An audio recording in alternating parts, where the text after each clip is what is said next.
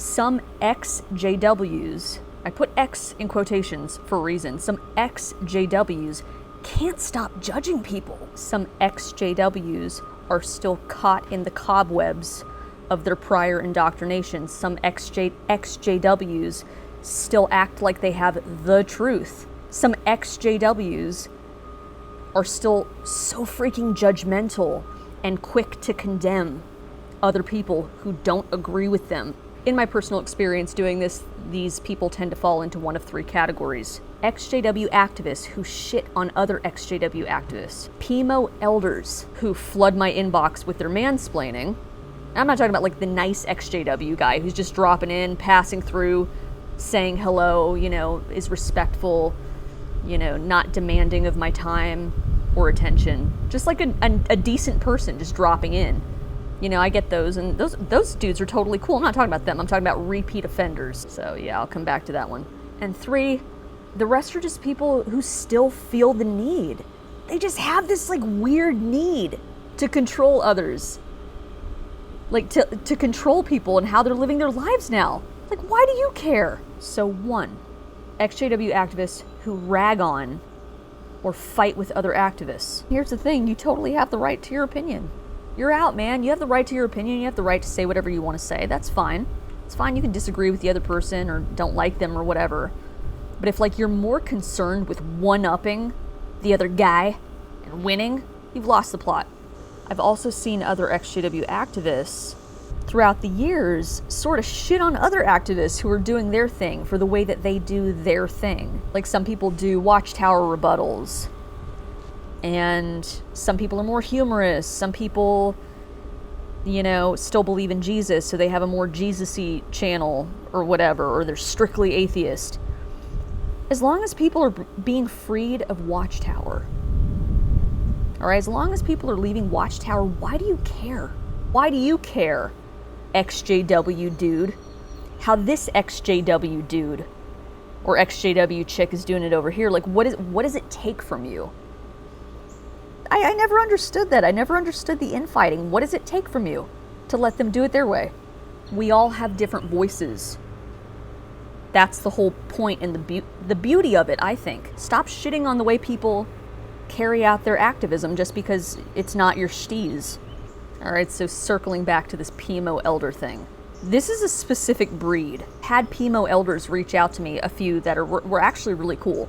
Like, they're in it, they're buying time, they're trying to strategize and get out, which I totally get.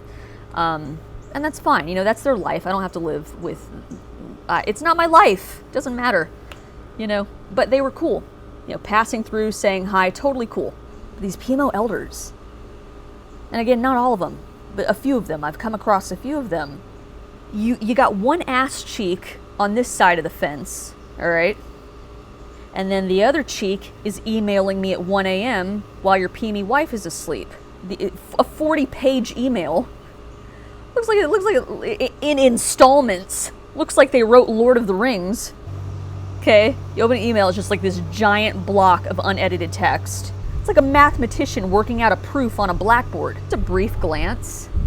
You'll see this journey of confusion and sprinkled like dashes of Watchtower apologetics. You can tell like they have this damaged conscience, from being an elder, from their track record of being an elder, because they've probably done horrible things and ruined people's lives, ease their conscience and their cognitive dissonance. Somewhere along the way there's like a 607 there's like a 607 BCE reference and why that's wrong, and they're breaking that down. They hate Watchtower. They love Watchtower. They criticize me. I should get new glasses.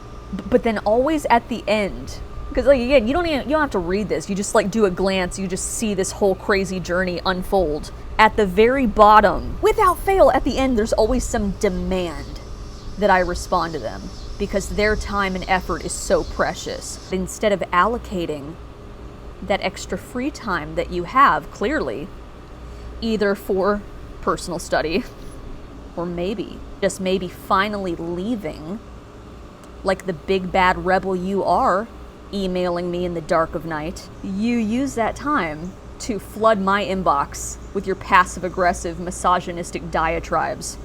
You want the undivided attention of a stranger? Pay a therapist to be the repository for all your unresolved issues. Or call your mom. And 3, some people just can't help judging other people. Instead of being a Jehovah's Witness, they still believe in Jesus, they still believe in God, and so they decide to be Christian. That's their thing, okay? And then this person's atheist. Stop trying to change the atheist mind.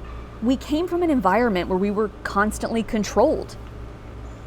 What was, constantly dealing with thought crime and people telling us how to live our lives. Like, chill. Let people be. What does it take from you? I see these XJWs go from, they're just as fucking dogmatic as the thing they came from. Because I guarantee you, like I've said before, whatever hill you're trying to die on, those people at the top of that hill don't give a shit about you. Don't make me quote George Carlin, all right? It's all one big club and you ain't in it. You know, they went from one camp into a new camp and now my camp is correct. And if you don't agree with me, you must be, and they try to sniff it out too. Oh, do you believe in this? And then they go down their own rabbit hole of, so if you don't agree with me, you must be or whatever. Like, have you learned nothing? You might as well still be in Watchtower condemning and judging people. It's okay for you to have your opinion. It's okay for you to stand by your values or whatever, but don't shove your ideology down someone else's throat. Be kind to each other. There's still these XJWs who are treating the world in strictly black and white terms, who are refusing to see the gray and willing to have respectful conversations and see our common humanity. We have more in common than our differences. And it's just, some people haven't learned. And that is my argument, by the way, for anybody watching this who might be like, oh, well, but Bethany, you get on there and you talk about Jehovah's Witnesses. Jehovah's Witnesses practice mandated shunning, which has proven to hurt people. People are jumping off bridges, never see their family again. Hell yeah, I judge the mandated shunning. I don't care if Jehovah's Witnesses believe in paradise. Don't tell people they can't see their mother or their child ever again because they don't agree with Watchtower ideology. That's the problem I have when you start encroaching on people's basic human rights like that. That's what I have an issue with. And otherwise, I don't care.